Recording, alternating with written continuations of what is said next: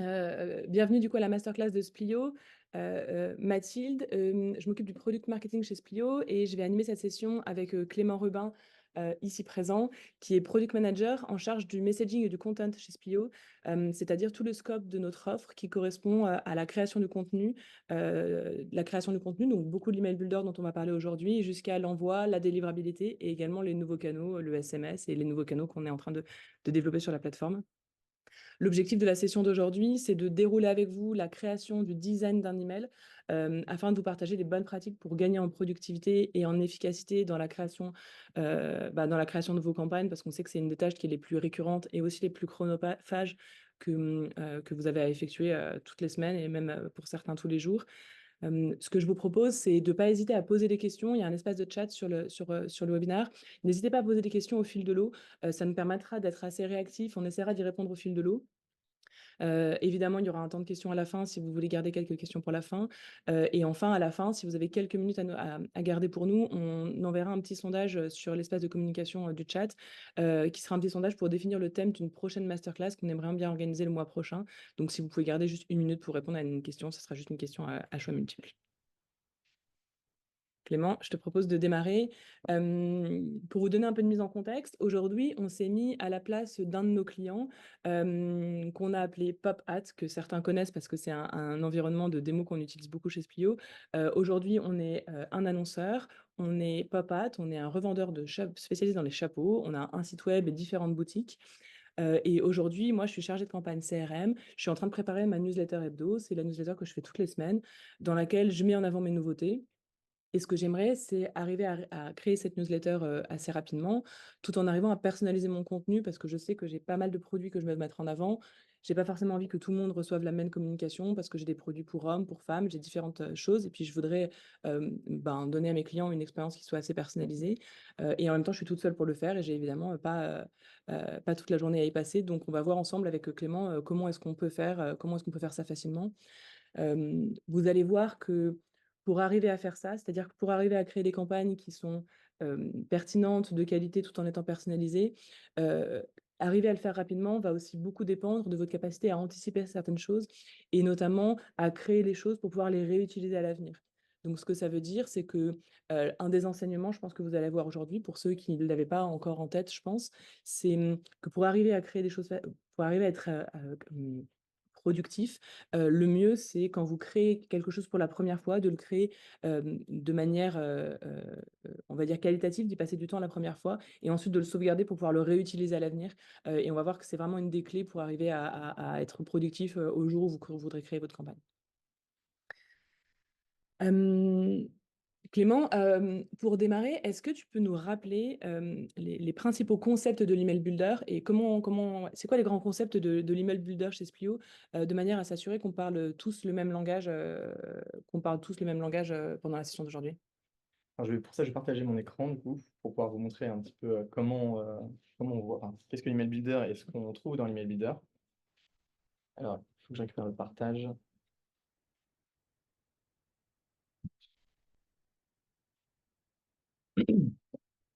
Alors, dans l'email builder de Splio, donc on va appeler cet email masterclass. On va travailler sur celui-ci aujourd'hui pour Papat. On va retrouver quelques notions assez principales. Donc, on a toujours les settings qui sont du coup les paramètres principaux de l'email. C'est là qu'on va trouver enfin, on va dire les paramètres les plus importants, comme la largeur du contenu. On présente ici, on a 500 pixels. En général, un contenu, on va essayer de compter les choses entre 400 et 700 pixels, que ce soit pas trop large sur l'écran, pas trop petit, donc assez lisible, mais pas non plus qu'on ait un article de journal. Et on va avoir d'autres informations, comme est-ce qu'on veut centrer à gauche, à droite, quelque chose qui va vraiment être appliqué à l'ensemble de l'email. Ici, on va revenir dessus, mais on a la partie pre-header. Et dans cet email, en fait, on va retrouver des rôles. Donc un email, le contenu général de l'email est, enfin, est, est fait de rows, donc des lignes. Si moi mon message builder est en anglais, les lignes, c'est vraiment ce qui va nous permettre de faire le premier formatage, de choisir le nombre de colonnes qu'on va avoir. Donc une colonne, deux colonnes, trois colonnes. On va avoir différents types de rows. On va voir un petit peu après, donc des rows vides, des rows templates. Donc c'est les bonnes pratiques qu'on vous propose chez Splio. ou de la recommandation de produits. Et dès qu'on a mis des rows en place, on va avoir la notion de bloc, donc ici de content ou à deux endroits, on peut parler de tuiles. C'est vraiment ce qui va permettre de choisir le type de contenu qu'on va afficher dans la row. Donc ici, on va avoir des titres, des paragraphes. Les bonnes pratiques en termes de texte, c'est vraiment d'utiliser les titres des paragraphes ou les listes ici. Donc d'utiliser le bloc qui est adapté parce que derrière le CSS, l'HTML qui va être généré va être vraiment parfait pour ce type d'affichage. Donc si on veut mettre des petits bullet points, on va prendre des listes et non pas des paragraphes en mettant nous-mêmes des astérisques. Dans les autres tuiles assez utilisées, bien sûr, il y a l'image, le bouton pour les CTA, donc très important. Le divider, c'est quelque chose qui sert à faire des séparations propres et on oublie souvent le spacer qui permet en fait de mettre des espaces vides, mais des espaces vides avec une dimension définie. Voilà. Donc, pour rappeler rapidement, on a l'email général, les lignes qui vont composer l'email et qui vont faire des grandes sections, et dans ces lignes, on va retrouver les contents. OK, super. Merci beaucoup Clément et si on passe maintenant à la création de ma campagne, on va dérouler la construction de l'email du haut vers le bas parce que c'est le sens, le plus logique je pense qu'on peut trouver. Hem, la première chose qui me vient en tête, c'est le pré-header. Est-ce que tu peux nous expliquer qu'est-ce que c'est? Est-ce que c'est toujours important? Est-ce que c'est obsolète? Est-ce qu'on le fait encore? Si oui, pourquoi? Et puis comment est-ce qu'on peut le créer facilement? Alors le pre-header qu'on retrouve, donc bien dans les paramètres, ce n'est pas obsolète du tout, c'est justement, très utile, principalement pour, Gmail, parce que Gmail le met beaucoup en avant, mais Outlook va aussi le mettre en avant, Yahoo va aussi le mettre en avant, heu, Orange aussi va le mettre en avant. Le pre-header, en fait, c'est la, 1re phrase qu'on va voir dans le client mail. Donc dans le client mail, on voit l'objet du mail en premier et juste en dessous, on va voir une première phrase. Cette première phrase, justement, c'est le premier texte qui apparaît dans l'email. Donc, on s'attend souvent à voir le texte qui apparaît là, mais en réalité, on peut mettre un texte caché, un texte fictif juste avant, qui lui va servir d'apporter un peu d'appétence dans ce client mail, et donc d'augmenter l'open, le taux d'open de l'email. OK, On est donc capable de le setter juste ici, de le préparer ici dans les settings.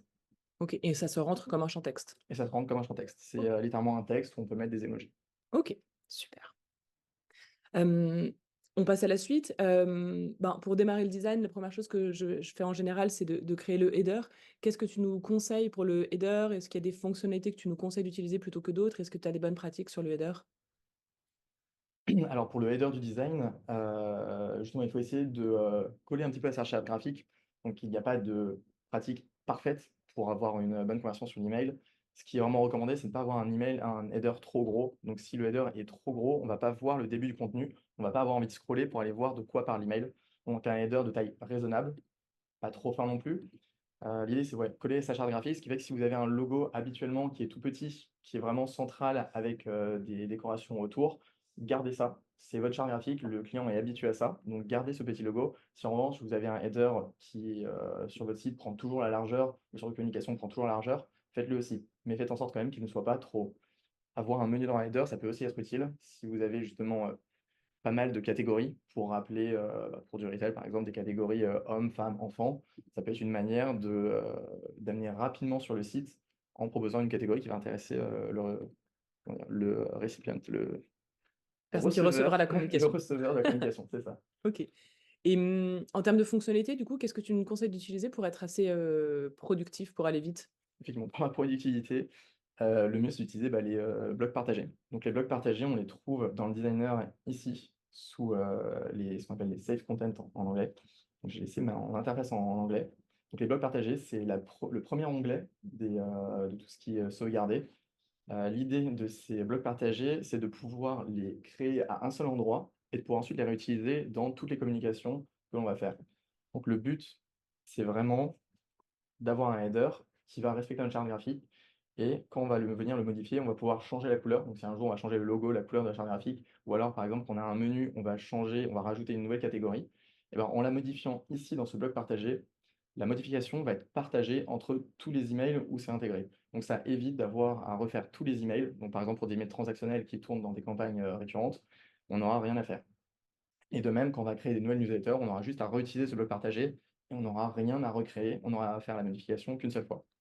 Donc comme on parlait tout à l'heure des templates, autant en profiter pour montrer, par exemple, un header qu'on a ici qui est préfet. Donc ces templates-là, ils sont estampillés Pop-at, mais ce sont des templates qui sont disponibles pour l'ensemble des clients. Popat, c'est notre marque fictive, c'est pour ça que justement on les a mis comme tels. Donc on peut avoir ici le Popat et par exemple prendre un menu, comme on disait juste avant. Ici, on va changer l'image pour avoir quelque chose qui correspond un petit peu plus à l'image de marque de Popat. Donc, on pourrait mettre Et quelque du chose coup, de plus. Clément, juste pour être sûr, ces templates que tu nous montres, ils sont disponibles sur tous les domaines, donc tous nos clients y ont accès en guise un petit peu d'inspiration le jour où ils démarrent avec Splio, comme ça ils partent pas de zéro, ils ont un peu des idées pour démarrer sur quel pourrait être un header et une base, même si évidemment ils ont changé le logo pour pas parler de Polpat, mais ils ont cette base de template est disponible. C'est exactement ça. Ok. En fait, cette base de template, on s'est basé vraiment sur les cas les plus récurrents. On a fait une petite étude sur l'ensemble des designs qui étaient envoyés sur une année pour regarder vraiment ce qui était le plus envoyé et voir les bonnes pratiques. Donc, on va dire, on a fait une sorte de moyenne et on les a améliorés avec les bonnes pratiques de délivrabilité pour se dire que voilà, c'était des choses à faire, donc des bons exemples à prendre. Et pour finir, du coup, sur les blocs partagés, dès qu'on a créé notre header, on récupère en fait les blocs partagés ici, dans ce bloc. On va venir mettre là pour pouvoir choisir ensuite le header qui est ici et l'intégrer. Et on a notre header. Ok, super facile. Euh, on continue sur la poursuite de la création de mon email. Ce que j'aimerais ensuite, c'est commencer mon email par un peu de texte, un petit peu d'image, et ensuite je voudrais mettre une sélection de produits. Mais ensuite, enfin vraiment, juste après mon header, je voudrais mettre un petit bloc de texte qui va annoncer qu'aujourd'hui je suis en train de parler des nouveautés, du lancement de ma nouvelle collection, et mettre aussi une image un petit peu attractive, peut-être un sitier. Là, qu'est-ce que tu me conseilles d'utiliser pour faire ça? Alors là, le mieux, c'est justement d'utiliser les blocs sauvegardés. Donc, il y a les blocs partagés et les blocs sauvegardés. Les blocs partagés, c'est vraiment un bloc qui est partagé entre différents emails. Donc, modifier une fois égale le modifier partout où il est. Les blocs sauvegardés, c'est des templates, en fait, qu'on va se faire. Donc, une nouvelle, dès qu'on fait une nouvelle ligne et qu'on va mettre des blocs dedans, on va pouvoir sauvegarder cette ligne. Donc, si je prends une nouvelle ligne ici et que je décide de la sauvegarder, ici, je vais avoir un bloc sauvegardé. Donc, ça va être un template. On peut les retrouver après les avoir sauvegardés, ici dans les lignes, sous sauvegarder. L'idée, c'est d'avoir un bloc qu'on va pouvoir réutiliser, mais remodifier par communication. Donc, c'est beaucoup plus utilisé pour, par exemple, des newsletters. Donc, si on formate dans chaque newsletter une présentation de produits. Par exemple, ici, on présente un premier produit, un deuxième produit, un troisième produit. Le fait de formater de cette manière-là, je n'ai pas envie de le refaire à chaque newsletter, mais j'ai pas envie de pouvoir le réutiliser en mettant des produits différents. Donc, je le sauvegarde. Ici, je le récupère dans les sauvegardés, je le réinsère. Et pour ma nouvelle newsletter, je vais changer le produit que je vais présenter parce que cette fois-ci, on veut présenter, par exemple, le produit 12, 13 et 14. Ok. Et est-ce que tu peux nous montrer un petit peu la flexibilité si du coup dans ce bloc-là, ce que je veux, c'est mettre un texte à gauche et puis une image à droite. Comment est-ce que je peux faire ça facilement? Alors si justement on veut mettre un texte à gauche et une image à droite, on peut tout simplement soit déplacer les blocs vraiment d'une colonne à l'autre, Ok. ou en fait recréer une colonne qui peut ressembler. Et si on veut vraiment réutiliser ces blocs-là et se dire que ça va être un nouveau bloc parce qu'on a changé un petit peu notre charte, on va avoir une autre manière de les afficher. Hop là. On les met là.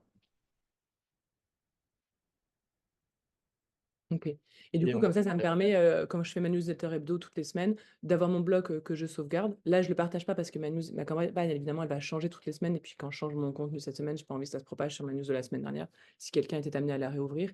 Mais comme ça, je peux réutiliser un bloc. Et par contre, évidemment, je modifie le texte, j'adapte l'image à la collection de la semaine, quelque chose comme ça, quoi. complètement. Si Ok. justement le nouvel affichage, c'est pour avoir deux colonnes, on peut venir resélectionner la colonne qu'on a créée, donc la nouvelle colonne. On peut faire ça plus simplement, re-afficher, donc, petit tips Ok. pour avoir des colonnes ici, et la re-sauvegarder, parce que ici c'est notre news Ok. display product 2. Est-ce que tu peux zoomer sur ce que tu nous as montré sur la structure de colonne? Ça permet d'élargir, d'agrandir les colonnes dynamiquement, c'est ça? Dynamiquement, on peut dire dynamiquement, je sais pas si c'est vraiment le terme, mais effectivement, ça nous permet de changer la structure. Donc, quand on a une ligne entière avec plusieurs colonnes, on va pouvoir ici, au-dessus de layout, avoir les paramètres de toute la ligne, et en dessous, enfin, jusqu'à layout, et en dessous, on va avoir la structure des colonnes, et on va pouvoir du coup modifier la structure de chaque colonne indépendamment. Donc là, Ok. ça va être la taille entre chaque colonne. Donc, on voit que la colonne de droite est beaucoup plus petite, elle a une taille de 3 par rapport à une taille de 9. Ok. Là, elles sont égales.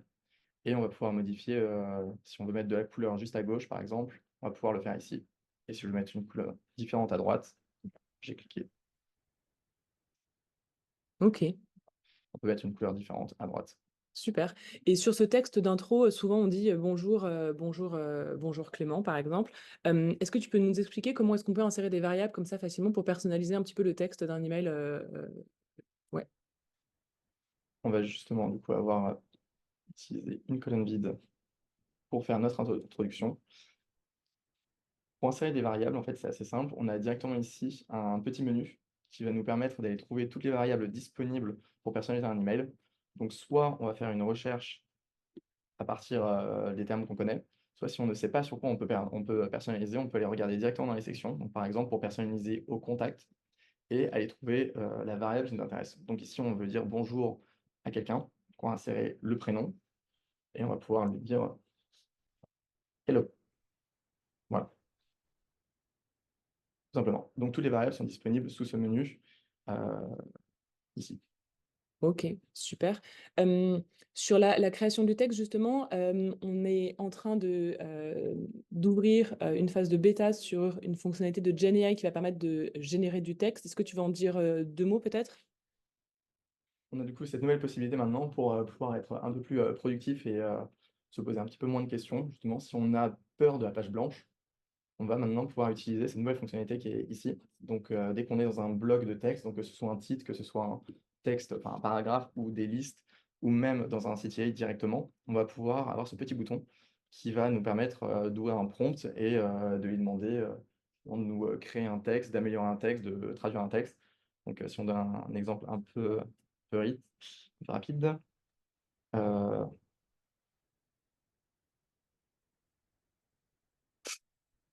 on va rester sur le thème des chapeaux.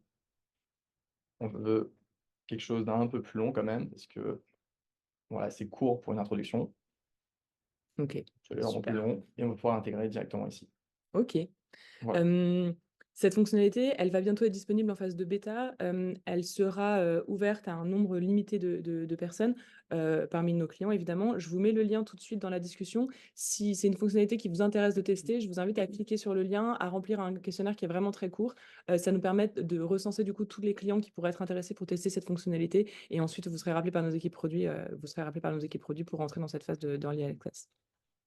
J'ai juste une question qu'on nous a posée en live, Clément, je te propose de te Ouais. la poser en direct. Quand tu montrais les blocs produits, on a montré, d'après la question, on a montré, 4 blocs ou 6 blocs. Est-ce que les blocs produits sont forcément, pairs? Ou est-ce qu'on pourrait, faire une ligne avec 3 produits, une ligne avec 2 et avoir des blocs du coup de 5 produits? Je pense On que c'était pourrait ça la faire, question. oui, exactement, on pourrait faire exactement comme on veut. Donc, ici, on va avoir 2 produits.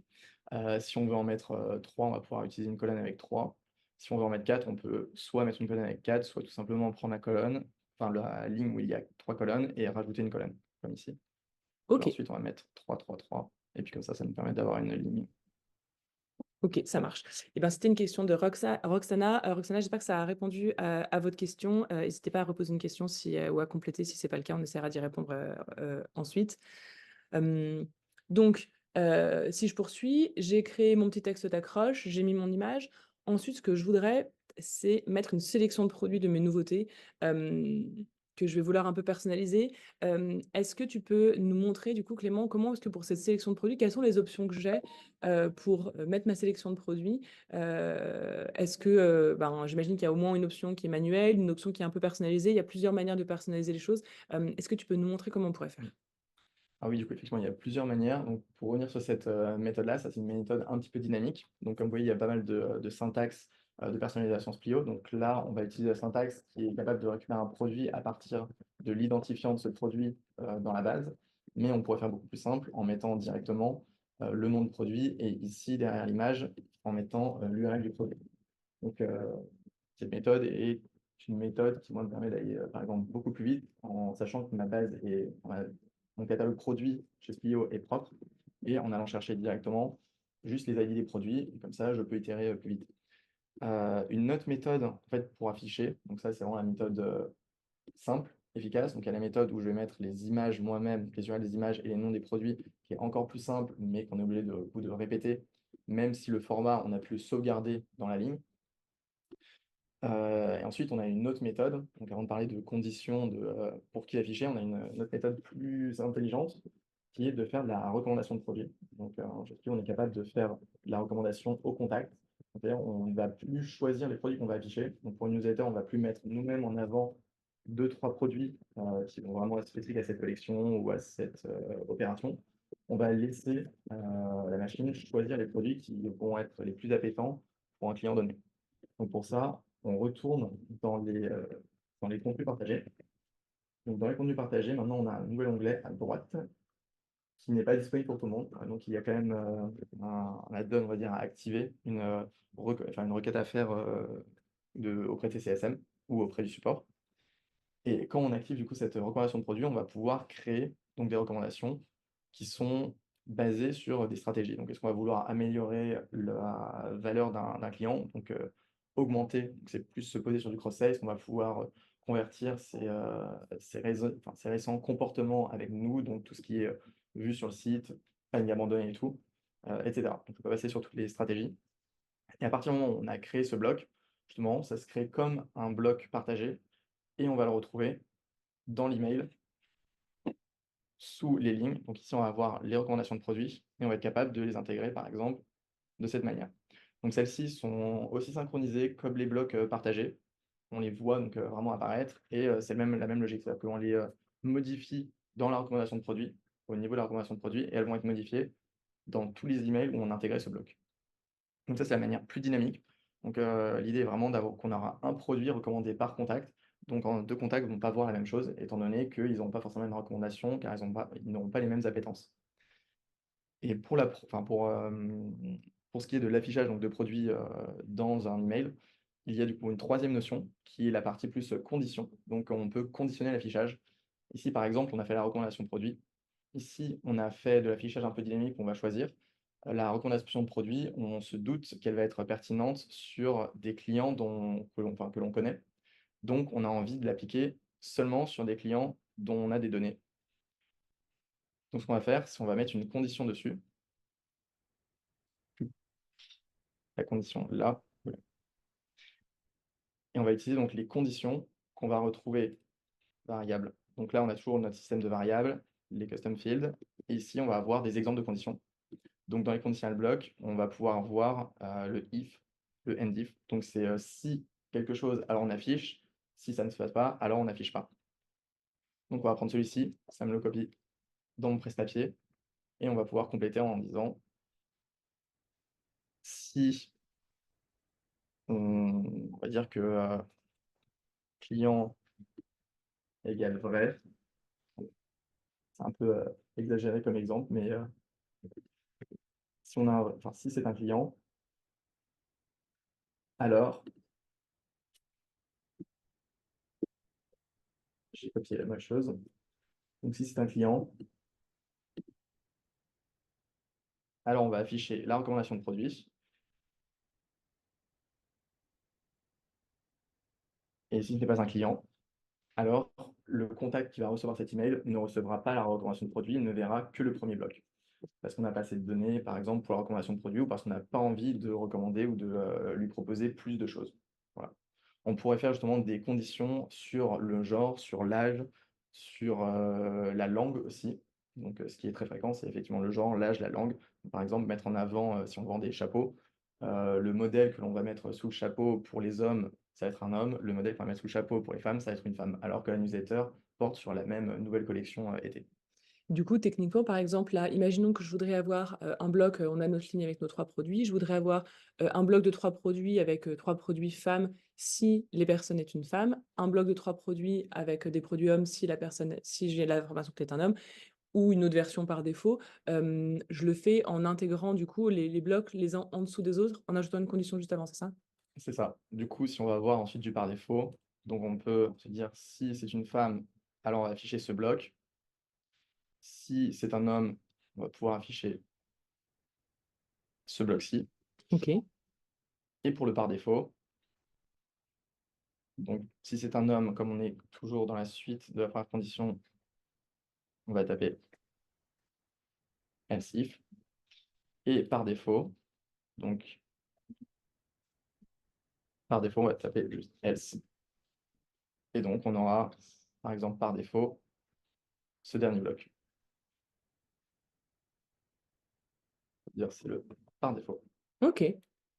Du coup, si je reprends, sur la sélection de produits, on va avoir plusieurs options. Je sélectionne une liste de produits, manuellement.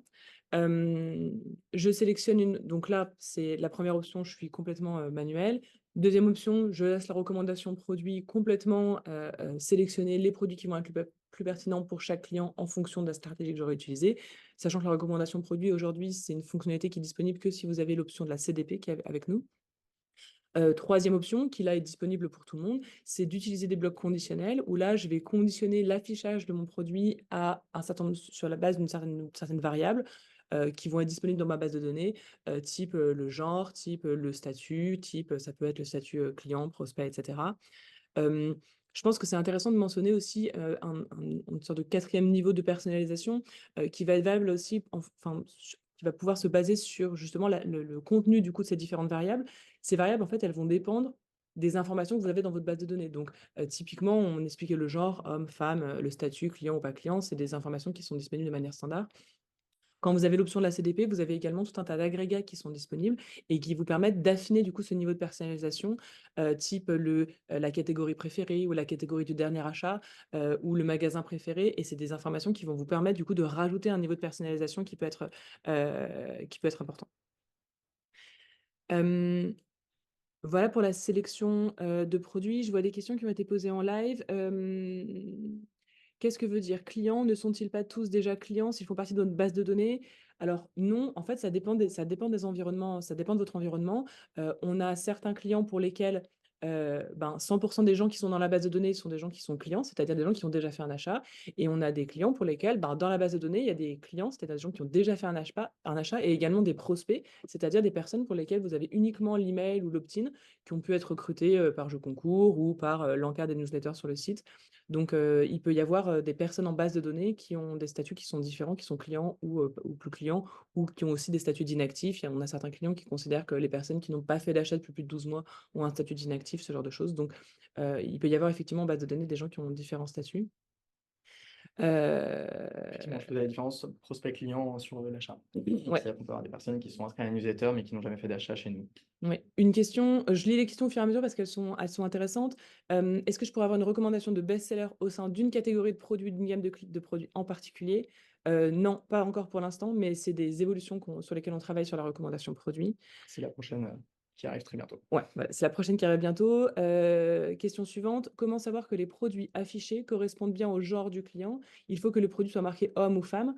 En fait, dans l'exemple qu'on montrait, c'est vous qui allez sélectionner les produits, qui vont s'afficher, et ensuite vous rajoutez une condition en disant: «Cette ligne de produits, ce bloc de produits ne va s'afficher que quand les gens sont des hommes ou sont des femmes».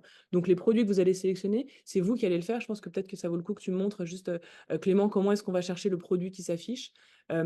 Parce que c'est là, dans cet exemple-là, on parlait vraiment d'un bloc avec X produits que vous voulez afficher, et c'est le déclenchement de cet affichage qui est conditionné à la variable. En revanche, c'est vous qui sélectionnez manuellement ces produits-là. Donc, je pense que je peux te laisser, Clément, juste montrer exactement comment est-ce qu'on sait, comment, peut-être un peu basique, mais en fait, comment est-ce qu'on sélectionne le produit qu'on va vouloir afficher quand on a rajouté un bloc produit? Comment Alors, par exemple, pour les hommes, tout bêtement, les deux méthodes dont je parlais, soit on va choisir nous-mêmes le produit, donc le chapeau homme.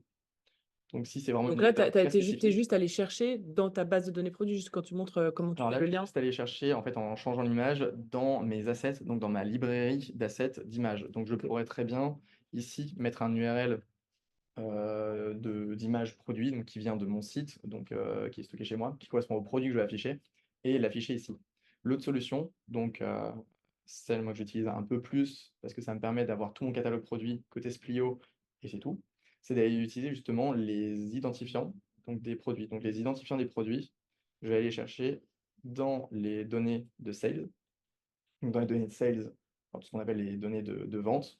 Ici, je vais avoir des produits. Donc, si je veux afficher, par exemple, aller sur les accessoires, l'accessoire Venetia. Donc, c'est le. Ici, je vais avoir l'ID.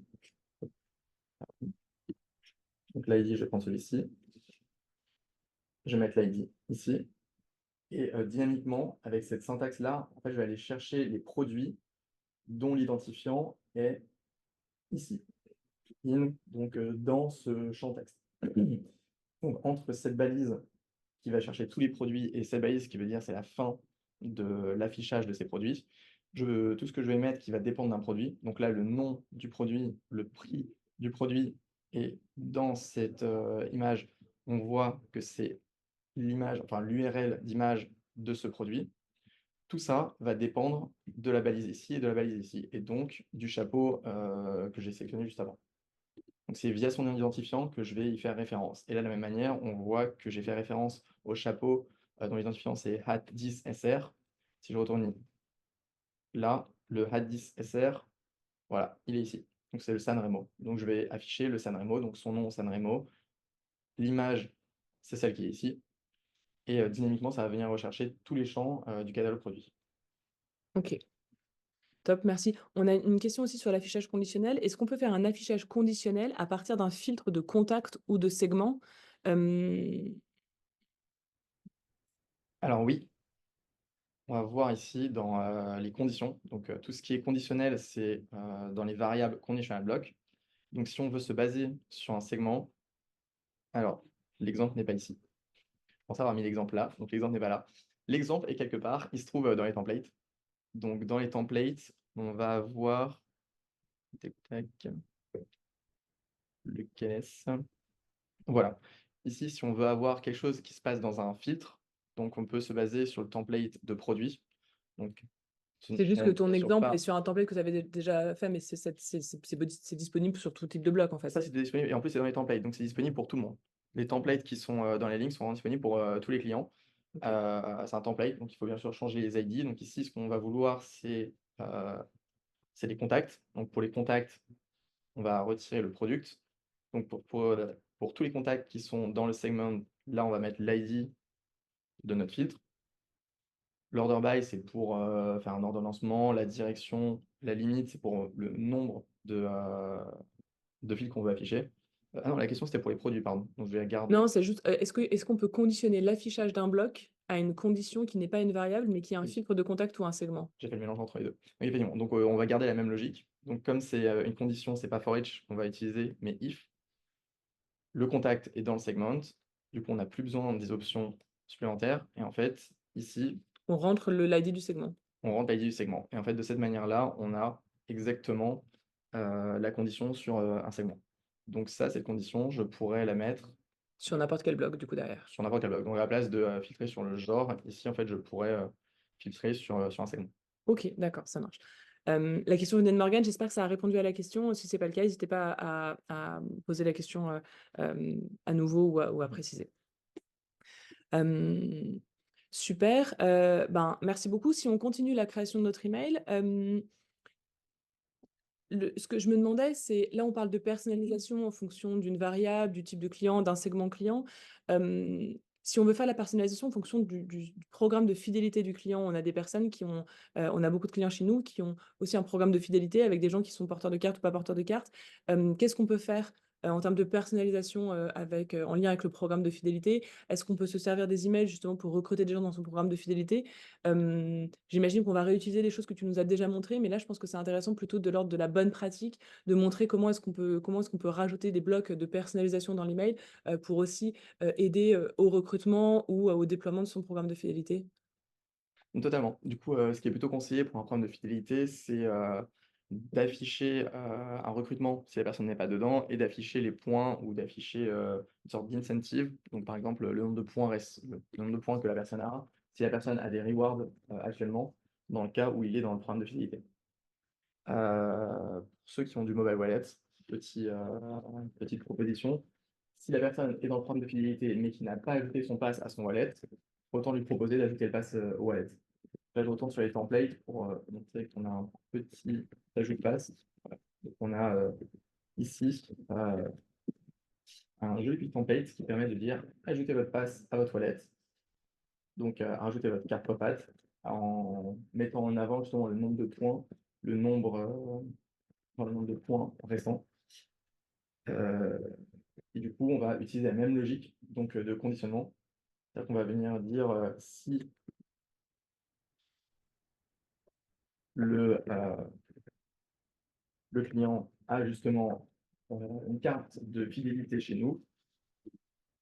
Donc en gros, on va regarder si sa membership n'est pas inexistante, donc n'est pas vide, alors on va afficher son wallet. On pourrait faire d'autres conditionnements pour aller plus loin, on pourrait dire, si, votre membership n'est pas inexistante plutôt et vous n'avez pas de wallet, donc ici on va aller chercher une variable qui est donc la mobile wallet, par exemple, user ID. Donc si le user ID est inexistant, donc on va prendre la même logique, on va dire, différent de vide, alors on va vous, proposer votre wallet. Et juste au-dessus, on va pouvoir utiliser donc, plutôt quelque chose pour afficher vos points. Donc si pour revenir sur la condition de si vous avez un membership, on va vous afficher tout bêtement vos points, on va dire, vos points pop-at et utiliser du coup la variable dans les loyalty, dire voilà, les N points. OK. Typiquement, ça, c'est des choses qu'on peut créer du coup à l'avance. Ces blocs, on les crée une bonne fois pour toutes parce que du coup, le paramétrage demande un petit peu de travail. Et en revanche, après, quand vous avez simplement à l'insérer dans les campagnes, dans les designs sur lesquels vous voulez les insérer, et évidemment, vous n'avez pas ce travail à refaire à chaque fois. Mais je pense que c'est effectivement intéressant de se dire que de manière soit perpétuelle, soit régulière, eh ben, il y a un encart comme ça qui peut être inséré dans les campagnes pour personnaliser et pour servir à porter le programme de fidélité. Parce qu'il y a toujours un enjeu soit de burner les points parce que, ben, on voit aussi très souvent qu'on a des clients qui ont des problèmes de fidélité avec un certain nombre de clients qui gagnent des points et qu'ils ont en fait du mal à faire en sorte que ces clients utilisent les points, alors que c'est vraiment la récompense qu'on a envie enfin, on a envie que les clients utilisent leur récompense parce que c'est comme ça aussi qu'on les fidélise. Ça peut servir du coup effectivement à ce que les clients dématérialisent leur carte et ou à ce qu'ils rejoignent le programme de fidélité parce qu'on sait que c'est évidemment toujours un enjeu d'arriver à recruter dans son programme de fidélité. Et je pense que c'est une bonne pratique, par rapport à ce bloc, si pour la fidélité, de pouvoir faire un bloc partagé parce que c'est quelque chose où le branding est très important et on va pouvoir le réutiliser très souvent. Donc utiliser plutôt les blocs partagés que les blocs sauvegardés, ça a aussi un avantage. OK. Merci Clément. Pour poursuivre, j'aimerais bien qu'on fasse un petit aparté sur les CTA, les call to action. Est-ce que tu as des conseils en particulier? Est-ce que tu as des conseils sur la taille, sur les liens de tracking, sur les bonnes pratiques? Comment maximiser la redirection qu'on veut, enfin le taux de clic, la redirection? Est-ce que tu as des conseils particuliers sur ce point-là des CTA qui est enfin, qui est assez important? Alors, oui, pour rediriger, le plus possible vers le site, en fait, les CTA, c'est pratique, donc ne pas en mettre trop parce que s'il y a trop d'informations, le client se perd. Donc, en mettre quelques-uns, mais pas trop. Toujours mettre le plus de liens possible vers le site. Donc quand on met un CTA, on va mettre, des liens intéressants, mais quand on va mettre une image, donc, en fait, comme, ici, ou comme ici, ou même dans le header, ici, mettre des liens de redirection. Parce que les clients ont tendance à cliquer sur n'importe quelle image, enfin pas n'importe quelle image, s'ils ont vraiment un incentive particulier, ils vont cliquer dessus. Mais sans quoi, on a l'habitude maintenant, sur les sites d'avoir des liens dans tous les sens. Donc, par, réflexe, si on voit un header avec une image qui nous plaît, on va cliquer sur l'image. Donc il faut mettre des liens même derrière les images. Il faut mettre un lien derrière une image. Ici justement, c'est simple, on a dans l'action l'URL qui va rediriger vers le site. Donc on rajoute le lien ici. OK. Pas hésiter à mettre pas mal de liens. Sur les boutons en eux-mêmes, est-ce que tu as un conseil? Est-ce qu'on insère, une image sur lequel il y a marqué «cliquer» ou «acheter» ou est-ce qu'on crée un bouton sur lequel on rentre du texte? C'est quoi la bonne manière de faire? Alors, la bonne manière, c'est vraiment d'utiliser des boutons. Les boutons sont faits pour ça, plutôt que de mettre une image comme un bouton. Donc, avoir une image, enfin avoir, par exemple, designer son bouton sur Figma, l'avoir exporté comme image avec le texte dedans et l'insérer dans un email, c'est une très mauvaise pratique. Parce qu'en fait, l'image, on va dire la fonte de l'image, la taille, du texte sur l'image ne va pas tenir, enfin ne va pas être, en relation avec le reste de la fonte et de la taille sur l'email. Parce qu'en fait, l'email est responsive, donc entre un téléphone, entre un ordinateur, entre différents clients mail, le texte va légèrement changer. En revanche, l'image ne va pas changer et elle va être retravaillée. Donc en fait, du texte sur une image, c'est quelque chose qu'il ne faut pas faire. Donc faire un bouton avec une image, pareil, c'est quelque chose qu'il ne faut pas faire. Je vois qu'il y a certaines personnes qui lèvent la main, il y a un espace de questions, en bas de votre barre de navigation qui s'appelle Q&R. N'hésitez pas à poser des questions, c'est là qu'on voit les questions qui nous sont posées au fur et à mesure, donc n'hésitez pas à poser des questions, on y répondra. Je vois que Flora a levé la main, donc s'il y a une question, n'hésitez pas. Hem Super, merci beaucoup. Je pense que j'aimerais bien parler aussi d'une fonctionnalité qui est pas la plus exploitée, mais que je trouve hyper intéressante sur cette notion de taux de clic. C'est la fonctionnalité de heatmap qui existe sur la plateforme et qui vous permet de voir quelles sont les zones de clic sur vos campagnes. C'est pas une fonctionnalité forcément à utiliser à chaque fois que vous envoyez une campagne pour analyser la performance de votre campagne, mais c'est plus régulièrement d'aller jeter un œil sur ces heatmaps pour aller voir quelles sont les zones de clic.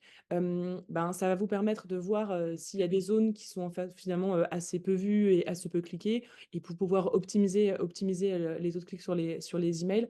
C'est intéressant d'aller y jeter un œil de temps en temps. Est-ce que tu peux nous montrer du coup, Clément, où est-ce qu'on peut avoir accès à cette fonctionnalité?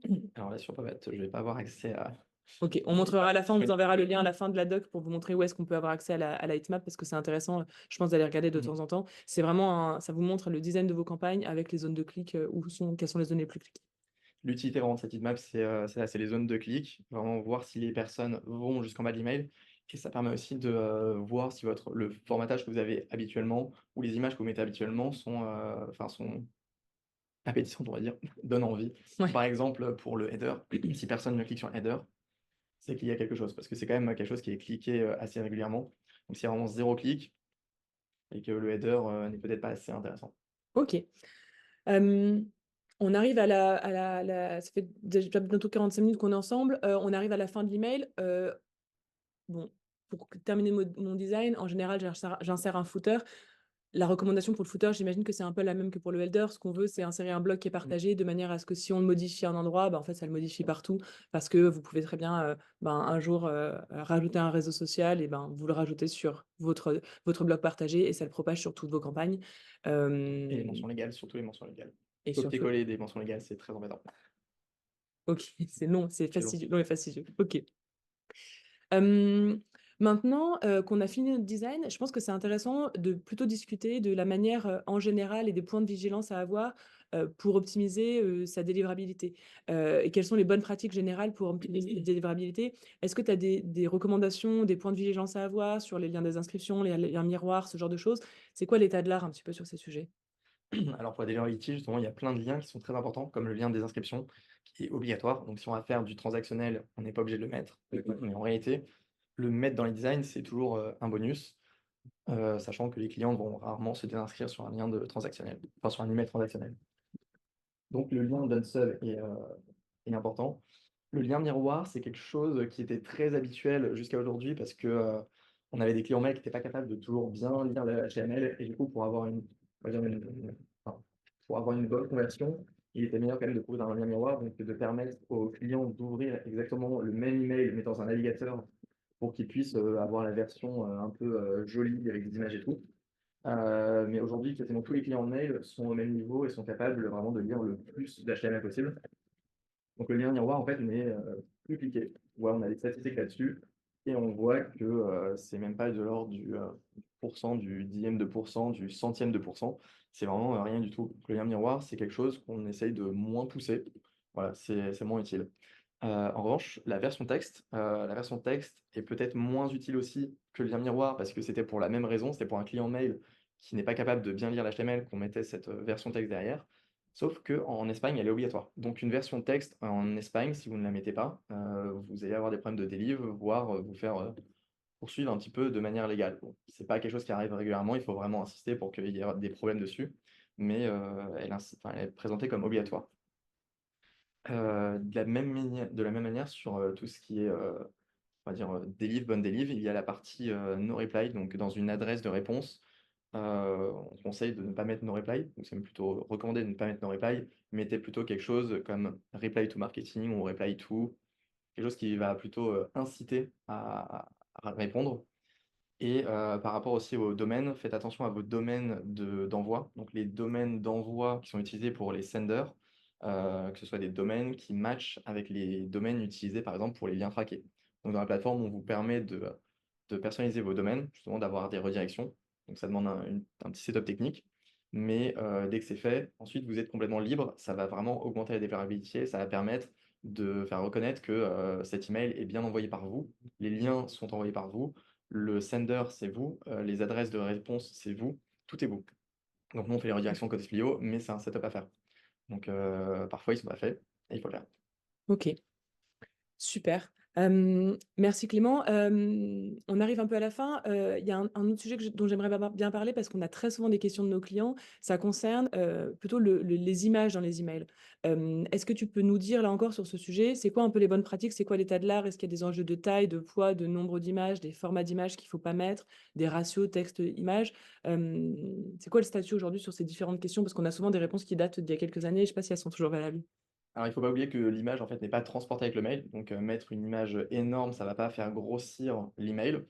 En revanche, mettre une image énorme, quand l'email va arriver dans la boîte du client et quand le client va vouloir ouvrir l'email, ça va faire que, à ce moment-là, il aura besoin de télécharger l'image. Donc, en fait, c'est son client mail qui va avoir beaucoup de mal à ouvrir l'email ou alors qui va afficher un email avec très peu d'images ou beaucoup de latence. Donc, ça revient au même. Ça veut dire qu'avoir des grosses images, c'est plutôt déconseillé. Donc sur les mails qui sont ouverts principalement sur les téléphones, il y a pas besoin d'avoir d'image en 4K. Sur les ordinateurs, il y a pas besoin d'avoir d'image en 4K parce qu'en fait, l'image, elle ne fait pas tout l'écran, c'est qu'une petite partie. Donc la résolution, voilà, on peut se permettre de faire des trucs beaucoup plus petits. Ce qu'il faut surtout, c'est tester pour voir le rendu, que ça donne et avoir quelque chose de, on va dire de raisonnable. De la même manière pour les GIFs, un GIF, ça peut être très lourd, mais un GIF, ça peut aussi être, pas très lourd. Si on arrive à bien l'optimiser, si on met pas trop d'images ou si on l'utilise au bon endroit ou assez petit, on peut avoir, plein de GIFs dans un email, ce n'est pas un problème, il faut juste qu'il soit de taille raisonnable. Ok. En plus de ça, pour les images, oui, il y a les bonnes pratiques sur la partie, dynamique. Quand on prend les images, comme on vous a montré là, dans le catalogue produit, il faut s'assurer que les images aient la même taille, le même ratio, on va dire qu'ils respectent un peu la même charte. Donc si vous affichez des images produits et que sur une image, il y a un modèle, que sur une autre image, il n'y a pas de modèle, c'est juste le produit face à un fond blanc, c'est perturbant dans un email. Donc, dans votre catalogue produit, essayez d'avoir des images qui se respectent toutes la même charte graphique. Ça, c'est quelque chose, d'assez important auquel on ne pense pas. Donc c'est pratique d'avoir du dynamisme, mais il faut quand même avoir des bonnes pratiques derrière ça. De la même manière, éviter les vidéos. Parce que de toute manière, les vidéos dans les emails, ça ne fonctionne pas. Ce qu'il faut, enfin, quand on met une vidéo, ce qu'on a, c'est on a un placeholder, donc une image avec un petit bouton qui dit lire cette vidéo sur YouTube, par exemple. Ça déplace le client vers une autre plateforme. C'est plutôt déconseillé. Heu et sinon, par rapport aux images, oui, le dernier point, dernier point, c'est sur, le tri des images. Quand vous utilisez justement une librairie ou la librairie Splio pour, trier vos images, prévoyez d'avoir des documents bien faits, enfin des dossiers bien faits, une arborescence assez bien faite pour pouvoir retrouver un peu vos images, de manière, pratique. Parce que mettre toutes les images en tas, c'est pas très efficace. Ok. Et sur le ratio texte-image, est-ce qu'il y a encore des règles là-dessus? La règle, la plus simple, c'est, avoir un bon ratio. Donc un bon ratio, qu'est-ce que c'est? C'est pas trop d'images parce que sinon on est vraiment, perdu. On a trop de choses à voir et en fait on sait pas exactement c'est quoi le contenu, c'est quoi le but de cette newsletter et inversement, si on a trop de texte, on a l'impression d'être dans un article Wikipédia, on a vraiment des textes dans tous les sens et en fait on est enfin c'est pas du tout appétissant quoi. Il y a trop de texte, on va rien lire. Donc un bon ratio, pas trop de texte, pas trop d'images, un peu des 2, des textes qui vont vraiment, à l'essentiel et aussi ne pas oublier que, le white space, ça existe, donc des espaces blancs pour avoir un petit peu, d'espace pour pouvoir respirer, c'est aussi intéressant. Donc dans le bon design, parfois, c'est bien de vraiment, condenser l'information importante à un endroit et de laisser de l'espace autour pour que vraiment on se focus, enfin, le client se focus sur cette information importante. Ok. Dernière question, avant de conclure. Maintenant, mon email est prêt. J'ai plus qu'à appuyer sur envoyer. Est-ce que j'appuie sur envoi ou est-ce que je teste quelque chose avant de cliquer sur envoi? Avant de cliquer sur envoi, on va, tester son email. Donc j'ai fait une démonstration, celui-ci est finalement pas très joli. Je l'ai fait un peu trop vite. En général, je fais des plus jolis que ça. Donc, je vais prendre un autre, design. Justement, on va essayer avec celui-ci. Donc dès que l'on a fait son email, on va aller, simuler son email, puis tester son email. Donc, 2 étapes assez importantes. La simulation, c'est vraiment pour, voir le rendu, donc, voir ce que ça donne sur une boîte mail ou sur différentes boîtes mail. Donc là, on l'a fait, en mode desktop, celui-ci. On voit qu'on a bien, une condition sur les femmes, une condition sur les hommes, on a de la recommandation produit. On a tout ce qu'on a fait, avant et la simulation, on va vouloir la faire pour voir vraiment est-ce que sur un petit écran, ça rend bien. Donc là, on a la simulation rapide, ça c'est vraiment la version, très rapide. Est-ce que ça rend bien? Ça a l'air de bien rendre et sinon on a une, simulation, un peu plus précise qui est, juste ici et qui n'est pas activée sur cette, que je n'ai pas activée ici. En gros, ici pour expliquer un petit peu, vous avez ce qu'on appelle Email on Acid. C'est un outil, qui permet de faire la simulation d'emails, donc sur différents types de devices ou sur différents types de clients mail. Donc vous allez pouvoir, tester sur un iPhone SE, sur Outlook ou alors sur Gmail sur un ordinateur ou alors sur un iPad, en version, Landscape pour, Yahoo. Vous allez pouvoir, faire tous ces tests pour valider justement que le rendu, soit bon sur, l'ensemble de vos clients. Le but, donc là, c'est vraiment de voir le rendu, donc le contenu, comment vous l'avez designé, c'est la première étape. Dès que la simulation de ce rendu est bonne pour vous et que ça respecte bien les conditions, ça vous permet aussi, de tester ça. Vous allez pouvoir envoyer le test donc au reste de votre équipe, c'est-à-dire, par exemple, vos managers, soit vos pairs, pour, faire la dernière validation et vous allez pouvoir faire ça à travers les tests. Donc ici, mettre par exemple, donc votre adresse mail, plus l'adresse mail, de Mathilde. Voilà, pour pouvoir justement, faire valider et avoir, le, tampon final pour pouvoir faire l'envoi. Un dernier point, pardon, que j'ai oublié, j'y pense tout de suite. Ici, dans la simulation, on a parlé de conditions avant, donc là on parlait vraiment de rendu sans parler des conditions. Si on veut pouvoir faire un test sur quelqu'un, donc voir si les conditions enfin les variables sont bien remplacées pour la personnalisation et les conditions ici sont, bien faites, on va pouvoir faire la simulation sur un contact qui est en base. Moi je sais avoir un contact, pouvoir alors je crois avoir un contact. Alors, j'ai un contact, on a changé le nom. Donc voilà, mon la personnalisation qui est faite, ça nous permet de voir que la personnalisation en fait, fonctionne bien, directement ici. OK. Super, je vais poser les dernières questions qui ont été posées auxquelles on n'a pas répondu. On a une question de Ardnor qui nous demande, est-ce qu'on a une limite par rapport aux polices que l'on peut utiliser dans le texte de l'email? Alors aujourd'hui dans le message builder, oui, on a mis une, limite sur en fait les polices qui sont les plus ou plutôt les seules polices qui sont acceptées par l'ensemble des, clients mail. Il y a beaucoup de polices qui ne sont pas acceptées. Donc quand on met des polices, particulières, des polices vraiment personnalisées, il faut savoir que, dans certains clients mail, elles n'existent pas ou alors elles ne sont juste pas acceptées. Ce qui fait que ça va retomber enfin le client mail va mettre une police par défaut Mmh. dessus et en fait, on a fait le choix de bloquer ça. Parce que si vous tombez sur une police par défaut, ça va être encore plus moche, encore plus bizarre, ça va vraiment Ouais. pas ressembler à votre image de marque. Ça ne va pas coller avec, les images ou si vous mettez du texte dans les images, ça va pas du tout aller ensemble. Alors que si vous choisissez une des polices par défaut qui n'est pas votre police de marque, mais qui est proche, vous êtes garanti que cette police va être acceptée dans les clients mail. Voilà, donc c'est un choix qui, voilà, par la suite, on réfléchit à la changer pour, certains clients mail pour voir, mais bon, c'est OK. encore une réflexion. Hem, Ça marche, merci. On avait une question aussi on parlait de la version texte. Où est-ce que alors pardon, ça s'affiche en plein écran. Je Ah, pensais que lancer le sondage, discrètement, mais visiblement c'est pas très discret. alors c'est, C'est le sondage, j'ai envoyé le sondage, pardon, à tous dans du coup, en plein écran. Je pensais que ça arriverait en petit pour, vous demander quel sujet vous intéresserait pour une prochaine masterclass. On a plusieurs sujets, le traitement des abandons de panier, les questions qu'il faut se poser pour la création d'un programme de fidélité, le wallet, la délivrabilité. Donc, n'hésitez pas, à voter. Hem, on peut répondre à une question en live qui nous a été posée sur le pre-header. Il y a un nombre de caractères, je crois qu'il est limité à 130. Si mon préheader fait 50 caractères, qu'est-ce qui s'affiche après? Est-ce que c'est le début du mail ou est-ce que ça affiche un espace vide? C'est un peu précis alors comme question, mais 50 normalement c'est bon. 50 quoique 50 c'est un peu limite. Quand on utilise la fonctionnalité justement de pre-header, il ne s'affichera rien après. Quand on essaye de faire ça de manière un peu en mode workaround directement dans l'email en mettant du HTML hidden, sur Gmail, on va voir le début du texte. Gmail, il va compléter avec tout le texte qu'il va trouver. Donc OK. il faut avoir un pre-header qui soit assez long. Ouais, il faut essayer d'aller jusqu'aux 130 caractères. Ouais. C'était une bonne question. Alors pas forcément 130, normalement beaucoup moins. Je crois qu'une soixantaine, 60-70, ça Au suffit. moins la moitié, quoi? Ouais. OK.